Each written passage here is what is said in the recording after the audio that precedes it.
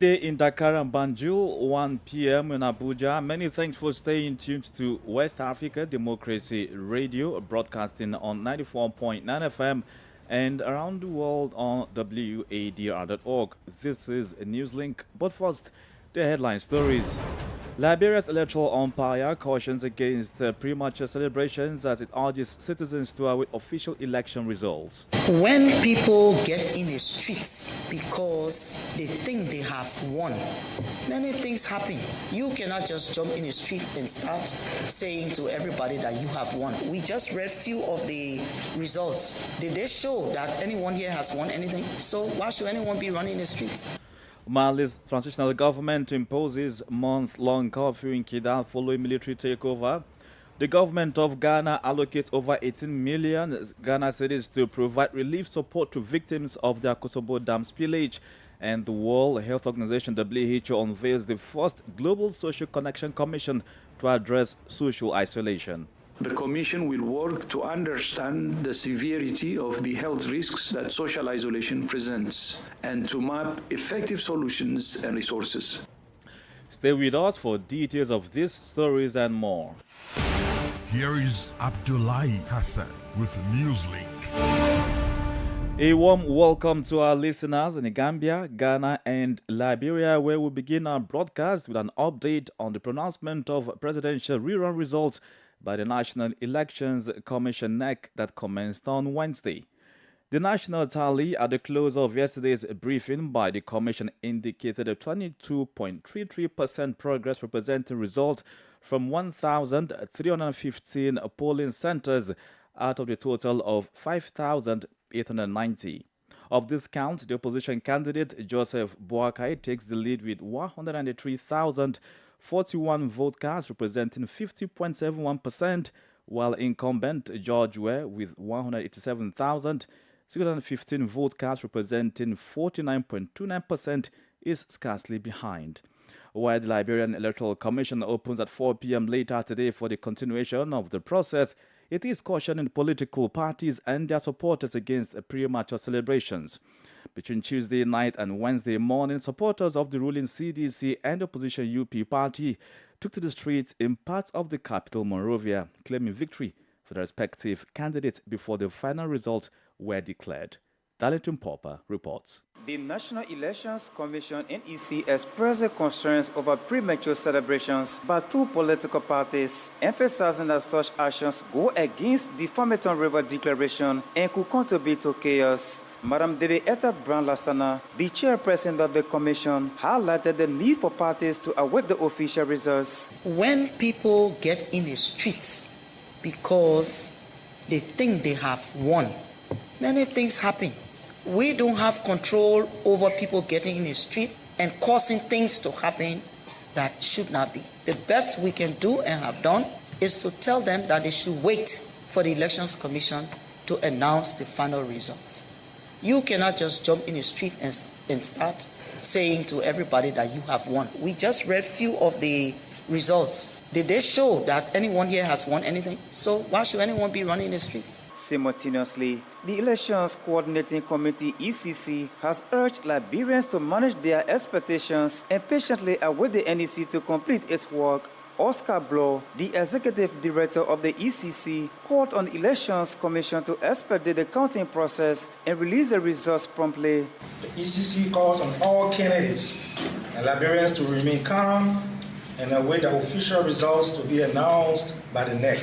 In the management of citizens' expectations, the ECC also urged the NEC to proceed with the timely pronouncement of the election results. These elections were nationally owned, with resources largely provided by the government, electoral security provided by the Joint Security Task Force, and the entire electoral process managed by the NEC with minimum technical and logistical support from international development partners. The NEC is set to announce additional results on Thursday, maintaining a focus on ensuring a transparent and orderly electoral process. For NewsLink on West Africa Democracy Radio, I'm Darlington Popper in Monrovia. The Malian government has imposed a month-long curfew in Kidal following the army's takeover. Government services are set to return to the now former stronghold of armed independence groups as the National Police Force schedules deployment to the region next week. The Chief of Staff of the Armed Forces was reportedly in Kidal to commend the army. San Donald Mendy has more. The Malian armed forces, along with their Russian auxiliaries, are now patrolling the town of Kidal and have taken control of the airport and two camps, including one left by the United Nations Multidimensional Integrated Stabilization Mission in Mali, MINUSMA. The governor of the region has declared a month-long curfew from 8 p.m. to 6 a.m., allowing only army vehicles to circulate. According to Malian authorities, government services may return to Kidal after an absence of more than 10 years. The Director General of the National Police announced the deployment of law enforcement forces in Kidal with the opening of 2 police stations in the town expected next week. Rebels of Permanent Strategic Framework have reportedly retreated about 60 kilometers away from Kidal near the road leading to Algeria, citing strategic reasons for their withdrawal from the town. The Chief of Staff of the Armed Forces visited Kidal to congratulate the troops on Wednesday. The developments mark a significant shift in control over the town and its potential reintegration into government administration. Sandona Mendy filed that report. In Guinea, the ongoing trial of the September 28, 2009 stadium massacre continues, with witnesses testifying before the Dixon Criminal Court. After the former Minister of Communication, Tibu Kamara, the former Chief of General Staff of the Armed Forces, appeared before the tribunal on Wednesday. Similar to his predecessor, he provided testimony regarding his knowledge of the events of September 28, but focused on the circumstances surrounding the collection of bodies from Conakry's Grand Stadium by the Red Cross and soldiers from the Almami Samori Touré camp. Ogeberika completes the story. In a testimony, the former Chief of Staff of the Armed Forces explained that on the morning of September 28, 2009, he received information about the massacre at the stadium while in his office at Camp Samori Touré. A French woman from the Guinean Red Cross informed him about the overwhelming situation at the stadium, requesting more ambulances to assist the victims. The witness called the Minister of Health, Colonel Abdullahi Cherif Jabi, but due to a lack of ambulances, military trucks were sent to transport the bodies. According to the witness, the drivers, following instructions from the French woman, took the bodies to the morgue at Ignace Dine Hospital. Not finding morgue officials on site, the drivers decided to park the trucks at Camp Samori. While the witness claimed not to have seen the bodies, he was informed that the Red Cross official had loaded 157 remains onto the dispatched trucks. The testimony is viewed as significant by the plaintiff's lawyers, led by Maitre Alpha Amadou Despa. However, defense lawyers, including those representing Colonel Abdullahi Cherif Jabi, questioned the sincerity of the witness statement. They pointed out discrepancies, particularly in the number of bodies transported, as the witness claimed 157 bodies, whereas the government had declared 57 bodies. Ogeberika with that report. More stories coming up on West Africa Democracy Radio. NewsLink continues. Remember, we are live on wadr.org. The Ghanaian government, as part of the 2024 budget, has earmarked over 18 million cedis to aid relief efforts for communities impacted by the Akosombo Dam spillage floods. Finance Minister Ken Ofori-Atta disclosed during the budget presentation at the Parliament on Wednesday, November 15. He further mentioned that additional resources will be allocated through the Ministry of Agriculture to assist in the restoration of livelihoods of those affected. Now, away from Ghana, organized labor in Nigeria has suspended the nationwide strike that began on Tuesday to protest the brutalization of the Labour Congress President Joe Ajero in Owerri, the Imo State capital, southeast Nigeria, 2 weeks ago. The decision to suspend the strike was reached at an emergency virtual joint National Executive Council meeting of the NLC and Trade Union Congress TUC. From Abuja, WADR's Usman Umar reports. During a session, the Nigeria Labour Congress agreed to suspend its industrial action following a plea by the National Security Advisor, NSA, Malam Nuhu Ribadu. The organized labour had earlier met with the NSA, who appealed to the workers to end the strike to facilitate an amicable resolution to the issues. Earlier in the day, during an emergency session of the House of Representatives on the industrial action, lawmakers had differing opinions on the reasons given by Labour for the strike. We are not saying they are not right, we are not saying they are wrong, but we are saying we can dialogue. And as their representative, they trusted us to come on board to dialogue. He cannot use his personal grievances with some citizens of government to suffocate activities of government in Nigeria. Let him fight for Nigerian people, not fight for himself. If we must actually intervene in the whole struggle, we should be seen to be neutral. If you sit in this chamber and take a position and say that we are condemning labor, we are condemning this, by the time you are going there, they will say that you have really taken a position. Eventually, it was resolved that the National Assembly would also join the government in urging the workers to suspend the 2-day-old strike. The workers had initiated the indefinite strike to protest the assault on the NLC president, Joe Ajaero, 2 weeks prior in Owerri, allegedly by individuals the workers claimed were police officers. The police denied these claims, stating that their operatives had rescued the Labour leader from a mob that accused him of partisan activities in the run-up to the governorship election in his home state of Imo last Saturday. For NewsLink on West Africa Democracy Radio, Usman Umar reporting from Abuja. Meanwhile, the Gambia Press Union, GPU, has urged the Gambia Police Force, GPF, to dismiss all charges against the prominent human rights activist Madi Jobate. The call comes in the wake of his recent arrest after publishing an article the government says threatens national security. You are listening to NewsLink here on West Africa Democracy Radio, broadcasting on 94.9 FM Dakar, Senegal. Here's a reminder of our top stories. Liberia's electoral umpire cautions against premature celebrations as it urges citizens to await official election results. Mali's transitional government imposes month-long curfew in Kidal following a military takeover. The government of Ghana allocates over 18 million cedis to provide relief support to victims of the Akosombo Dam spillage. Still ahead in the news, the World Health Organization WHO unveils the first Global Social Connection Commission to address social isolation. Also, expect the press review, guest interview, and some sports news. Stay with us. You are listening to West Africa Democracy Radio, broadcasting from Dakar, Senegal. We are live on YouTube on WADR News. Now, the annual campaign, 16 Days of Activism Against Gender-Based Violence, commenced this year with a 3-day workshop for journalists in the sub-region and gender activists in Sali, Chess region of Senegal. According to UN Women, this theme calls for increased investment in the prevention of violence against women and girls. Imo Edet is attending the workshop and filed this report. Over the following 16 days of activism against gender-based violence, stakeholders will be asking governments, institutions, and citizens to show how much they care about ending violence against women and girls under the theme Unite, Invest to Prevent Violence Against Women and Girls. The 16 Days of Activism is an international civil society-led campaign that takes place every year.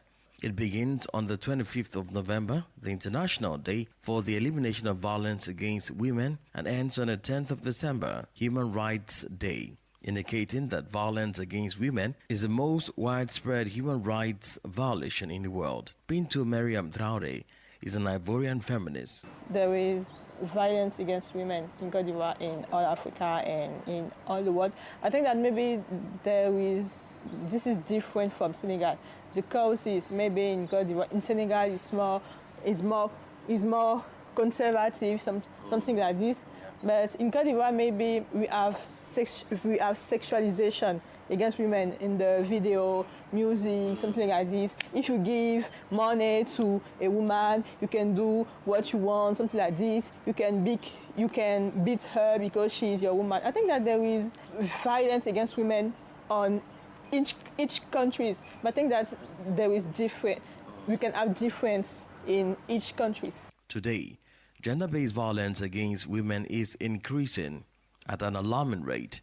Findings by the UN Women shows that in sub-Saharan Africa, 1 in every 3 women in marriages or other partnerships with men suffer abuse. The report estimates that an average of 1 in 4 women in the world aged 15 to 49, about 27%, have experienced physical or sexual violence from intimate partners.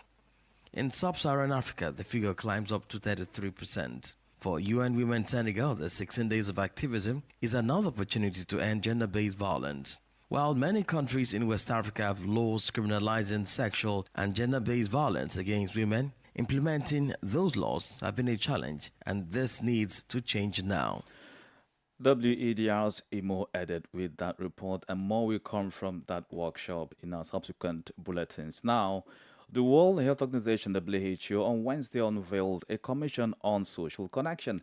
Director General of the agency, Dr. Tedros Adhanom Ghebreyesus, said this is the first global initiative to tackle the epidemic of loneliness. While loneliness increases the chance of health issues, social connectedness decreases them, with evidence showing a link to better heart and brain health as well as immunity, according to WHO. Given the significant health consequences of loneliness and isolation, Tedros urges the building of social connection the same way as for other critical health issues such as tobacco, obesity, and substance use disorders.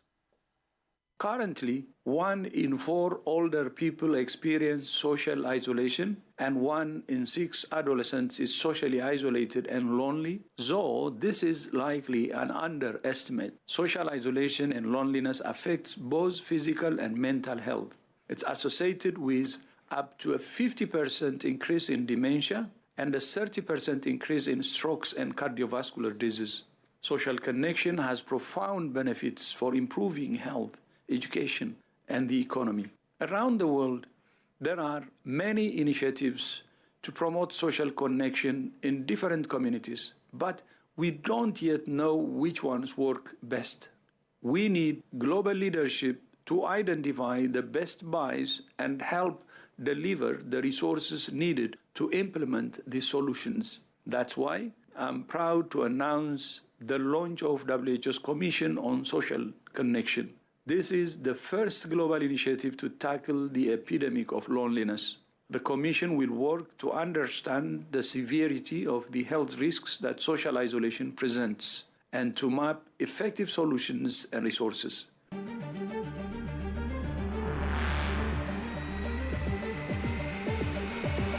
This is the newspaper review. Stay on top of the news. Get the most important stories with added insight and concise review. This is the newspaper review. WEDR's Nadiri Tete in Accra brings us to date with major and banner headlines from the Ghanaian national dailies. A trending story across the country on Thursday morning, she says, is the 2024 budget presentation by the Minister of Finance, Ken Ofori-Atta. Greetings from Ghana's capital, Accra. I'm starting off with the Daily Graphic newspaper. Of course, the banner headline, 2024 budget, tax cuts outlined to spur growth. The other story here, government allocates 222 million Ghana cedis for dam spillage victims. And all this was disclosed by the finance minister yesterday. And then there's another headline here, also linked to the budget presentation, and it is a reaction of the minority in Parliament. And it has a picture of the minority leader, Dr. Kasiel Atoforsen. The story attributed to him says, budget statement empty. To the Ghanaian Times now, some more stories related to the budget and 2024 budget, businesses to benefit from tax reliefs. Other stories here. Still on the budget, communities affected by Akonsombo Dam spillage to benefit from 222 million government relief support. And today being the day after the budget was read, most of the dailies today are focusing on the budget, and it's expected. That's it for the Ghanaian Times newspaper. Now to the Daily Guide newspaper, the banner headline, still on the budget. economy to hit 1 trillion Ghana cedis. That's according to the finance minister. Government approves 23% base pay increments for workers. Also, another story here, stop religious politics, and it's coming on the back of the election of Vice President Dr. Mahmoud Bawumia as a flag bearer of the NPP. There's been some back and forth between, supporters of the leading contenders about which religion or otherwise one belongs to. So the Daily Statesman newspaper now says, still on the budget, we are back on track. Government presents Nkunim budget. Nkunim means victory in Chi. So government presents Nkunim budget for stability and growth. So if I should translate it as government presents victory budget for stability and growth. Harmonized prospectus for SHS freshers in all schools. That's another headline here. Other stories here on the front page of the Daily Statesman newspaper are ethics in banking sector must be strengthened. That's according to the governor of the Bank of Ghana, Dr. Ernest Addison. Let me end with my final paper, and that's a Chronicle newspaper. Banner headline reads, IGP's leadership skills have really inspired me. That's according to Ghana's Chief Justice, Her Ladyship Gertrude Araba Isaba Tokonu. And the final headline, porous borders worry GIS. And that will be it from Accra. Back to you in the studio. Many thanks, Nadidi Tite. Politics, Analysis on major news, social matters, and all. This is A Guest. Across Liberia, Moiba Johnson, a local election observer, says there is an uneasy calm as supporters of the ruling Coalition for Democratic Change, CDC, and those of the Opposition Unity Party continue to claim victory for their respective candidates in the November 14 runoff election. This is despite the call from the electoral umpire, representatives of the regional bloc, ECOWAS, and, of course, civil society groups for party officials and members to desist from such. Moiba speaks on the need for the security apparatus to maintain the peace enjoyed for decades. Well, the situation across the country in the first place is kind of somber, calm. Everyone is on edge as the results have been tallied and collated from the National Elections Commission. But from the two parties' perspective, yes, the high expectation, and people are claiming victory here, there, yonder, the both parties, but all in all, citizens are on edge to see the National Elections Commission speeding up with the results, and this is why. But it is an uneasy calm, actually. So, is the security sector prepared for what might follow? Well, the security apparatuses are giving us the assurance that all is being put into play to quell any violence that they want to erupt in these elections. And so we hold up to them. And secondly, we have our international partners also, like the U.S. Embassy, giving stern warning every now and then. They send, a warning to the various political parties, especially the two leading political parties, that they have to maintain the peace in our country, peace that we've been enjoying for more than 20 years now. So, yes, from the security perspective, we've been assured that all is being put in place to calm down any tension that they want to suffice. But generally speaking, what's the expectation from of voters? The expectation generally is for change. People want to change in the country, actually. People want to change. If you witness, I don't know whether you ever view our first round of the election, you saw the tumultuous turnout of our people. It clearly tells that people are yearning for change. Especially those of us in the working arena. We actually want the change in our country. If you see how things are, where you have proliferation of drug peddling in our country, if you see how unquestionable death, secret killings, disappearances going in the country, it only tells you that there's a need and there's a call for a change. Moiba Johnson is a local election observer in Liberia. Let's now join Sankle Janko for some sports news.